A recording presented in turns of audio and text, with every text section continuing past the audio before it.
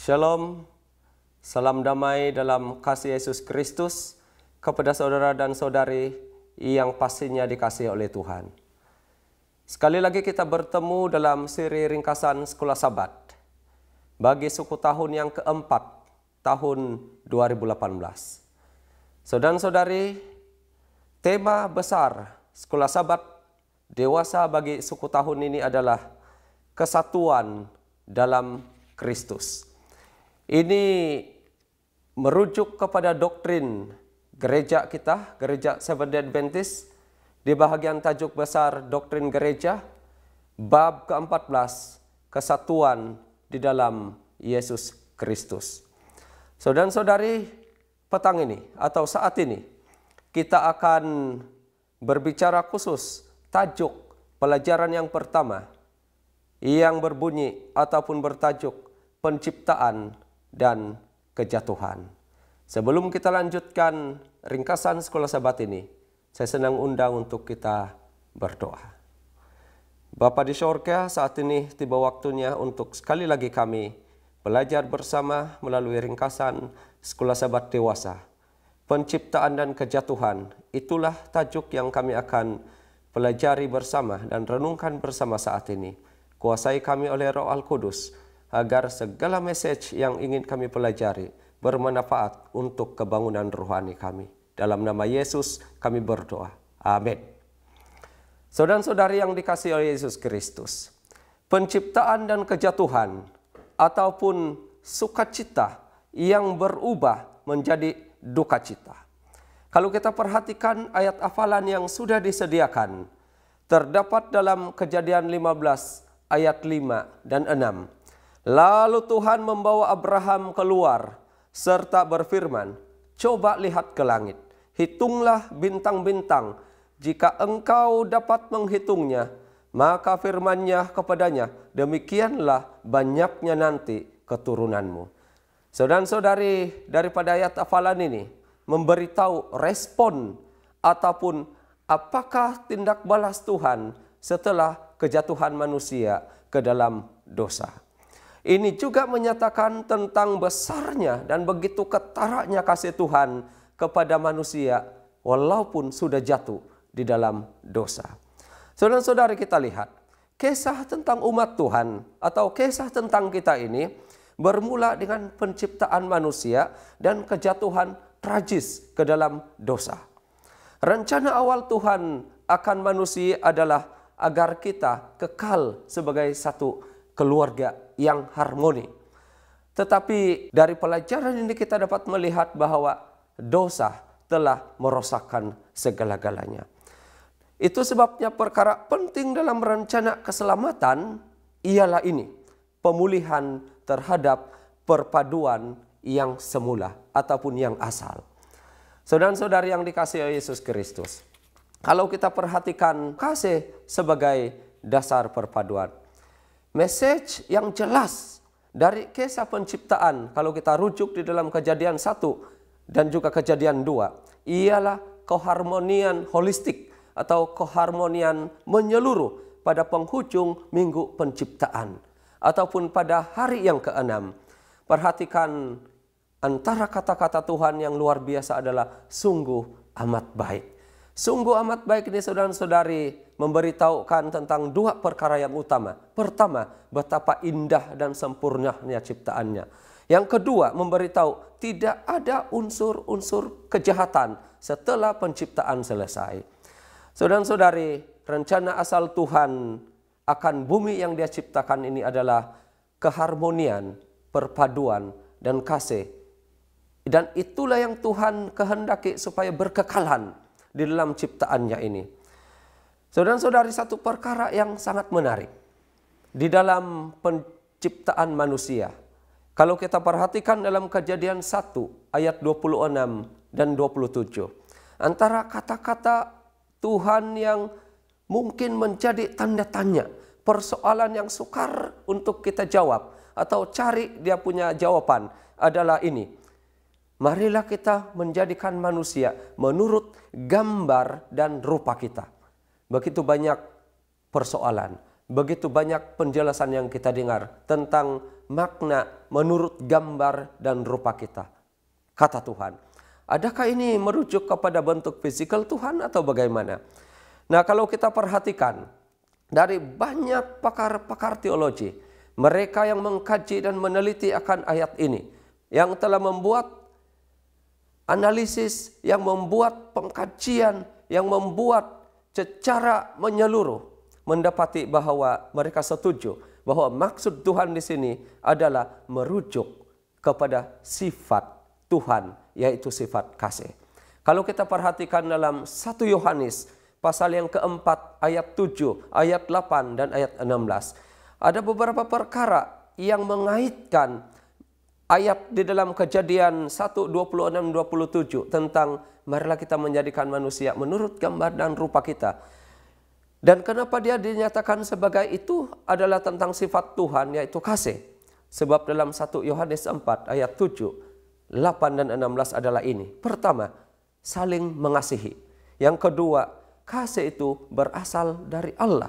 Yang ketiga, barang siapa tidak mengasihi, ia tidak mengenal Tuhan. Dan yang keempat, Allah adalah kasih. Saudara-saudari, kalau kita perhatikan akibat daripada kejatuhan, akibat daripada perlanggaran Adam dan Hawa akan perintah Tuhan, kesan dan akibat sungguh besar, amat besar. Keretakan pada sifat saling bergantung yang sebelumnya adalah sangat harmoni. Perpecahan dan perbelahan yang berlaku hingga ke hari ini, hingga ke zaman kita. Dan mungkin akan berkekalan atau berterusan sehingga Yesus datang nanti. Dan hanya diselesaikan pada waktu Yesus sudah mengangkat orang-orang benar bersama dia ke dalam kerajaan surga. Kalau kita lihat saudara-saudari dalam Kejadian 3 ayat 16 dan hingga ayat yang ke-19. Di sana Tuhan berkomunikasi secara langsung dengan Adam dan Hawa. Dan Tuhan memberitahu akibat-akibat yang terjadi akibat perlanggaran Adam dan Hawa. Dia menyatakan antaranya perempuan akan mengandung dan akan merasa sakit pada waktu bersalin. Lelaki terpaksa bersusah payah mencari makanan. Rumput di padang menjadi makananmu. Saudara-saudari, saya percaya perkara ini tidak pernah berlaku sekiranya kita tetap atau Adam dan Hawa tetap di dalam naungan Tuhan dan tidak melanggar perintah Tuhan. Tetapi ini adalah akibat perlanggaran mereka.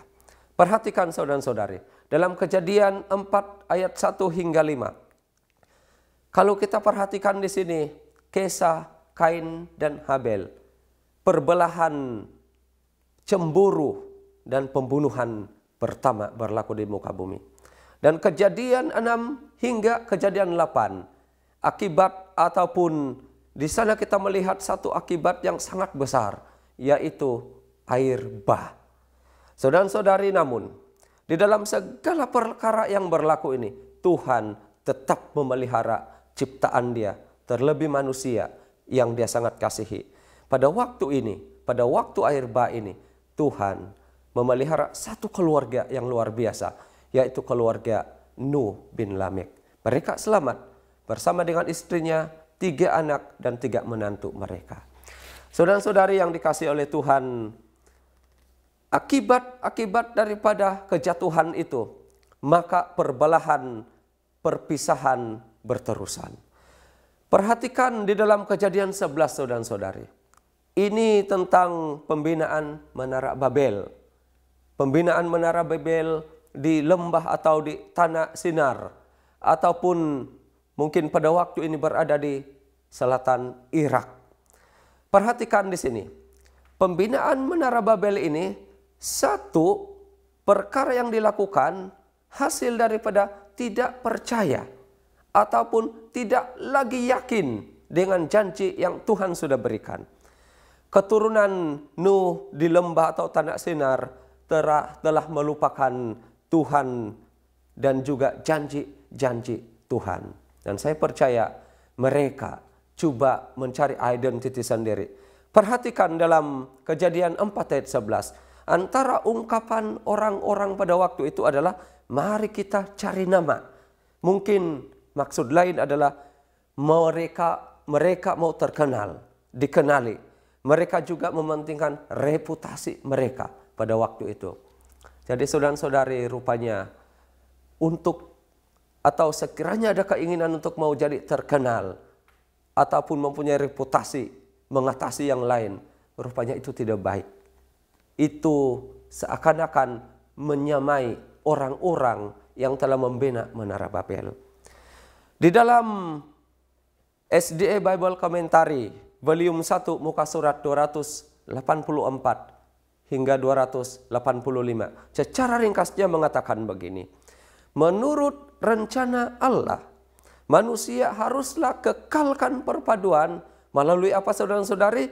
Melalui ikatan agama yang sejati atau ikatan kepercayaan yang benar. Dan hanya itu yang boleh mengukuhkan perpaduan di dalam kehidupan manusia. Saudara-saudari yang dikasihi oleh Yesus Kristus, Abraham, bapa kepada umat-umat Tuhan. Ada 3 agama besar di dunia. Judaism atau Yahudi, Christianity atau Kristen, Islam. Mereka memandang Abraham atau Ibrahim sebagai bapa bagi bangsa mereka ataupun bapa bagi agama mereka. Abraham di sini memberikan beberapa unsur-unsur asas yang menjadi ramuan penting utama terhadap perpaduan. Atau bagaimana kita dapat mengekalkan perpaduan kita dengan Tuhan, bahkan mungkin perpaduan kita dengan sesama. Pertama, tentang ketaatan. Kita kenal siapa Abraham. Dia begitu taat dengan apa yang Tuhan sudah nyatakan, dia taat. Kedua, pengharapan akan janji-janji. Kita memiliki janji-janji Tuhan yang luar biasa. Dan itu adalah pengharapan kita. Yang ketiga, saudara-saudari, percaya pada janji-janji Tuhan. Abraham percaya kepada janji Tuhan. Dan saya percaya kita juga harus seperti Abraham, percaya kepada janji yang Tuhan sudah berikan. Dan yang keempat, saudara-saudari, percaya pada rencana keselamatan yang Tuhan berikan. Kalau kita perhatikan keturunan daripada Abraham, Ishak, Yakub, bahkan kepada Raja Daud, Salomo, mereka mengungkapkan keyakinan mereka, kepercayaan mereka akan rencana keselamatan yang Tuhan sediakan bagi manusia yang sudah jatuh ini. Saudara-saudari, Abraham adalah sahabat Tuhan. Abraham berjalan bersama Tuhan. Biarlah apa yang Abraham miliki seharusnya juga menjadi milik kita. Saudara-saudari, perhatikan Israel ataupun Yakub, keturunan daripada Abraham, dan juga umat-umat yang lahir daripada keturunan Abraham telah dipilih oleh Tuhan untuk memegang kebenaran ini, untuk diberitahu, disebarluaskan kepada seluruh dunia, kepada semua bangsa. Di dalam memanggil Abraham untuk menjadi hambanya, Tuhan telah memilih untuk dirinya sendiri satu umat mewakili dia kepada dunia ini. Dan mereka adalah Israel. Kita tahu saudara-saudari, kalau kita menyelusuri kisah perjalanan bangsa Israel, sebenarnya mereka gagal.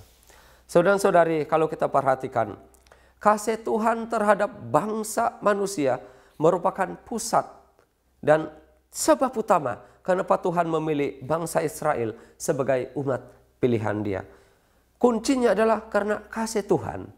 Kuncinya karena Tuhan mengasihi manusia dan dia memilih satu bangsa. Tuhan telah membuat perjanjian dengan Abraham dan keturunannya agar dapat memelihara pengetahuan tentang Tuhan melalui umatnya dan membawa kepada penebusan bangsa manusia.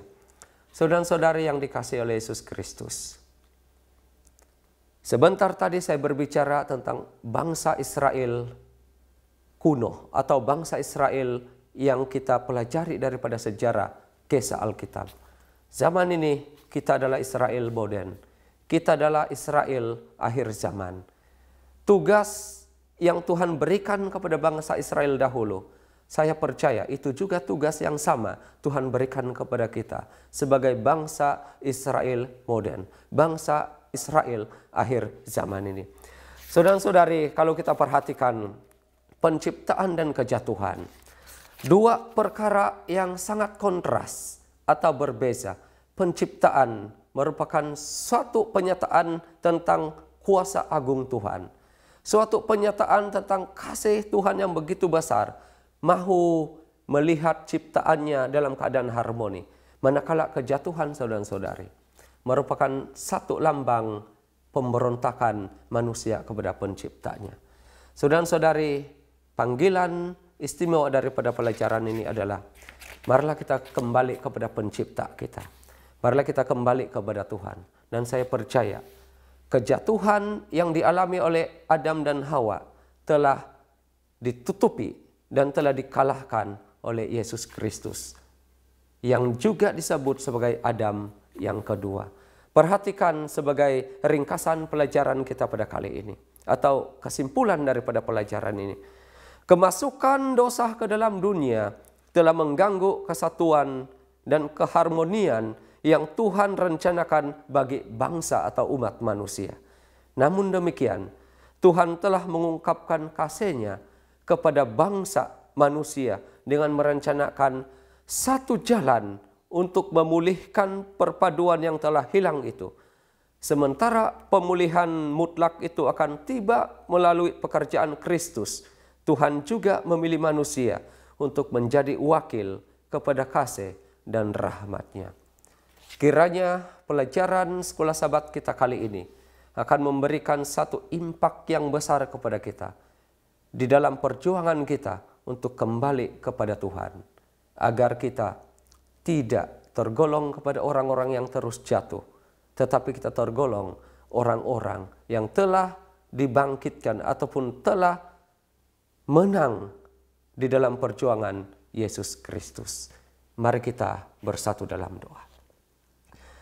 Tuhan di surga, kami sangat bersyukur dengan pelajaran yang kami pelajari. Penciptaan dan kejatuhan dua perkara yang sangat berbeza. Tetapi itu harus kami ketahui sebagai suatu jalan kami untuk mendapat kekuatan, untuk terus berpengharapan dalam kasih Yesus. Tuhan adalah pencipta kami. Kami mau kembali kepada Engkau Tuhan. Kami mau bersatu dengan Engkau Tuhan. Kami mau mengeratkan perpaduan yang harmoni dengan Engkau Tuhan. Terima kasih Tuhan. Biarlah apa sahaja yang sudah kami pelajari akan menjadi sesuatu yang bermakna dalam hidup rohani kami secara pribadi, keluarga kami, dan seluruh umat manusia di muka bumi ini. Di dalam nama Yesus kami berdoa. Amin.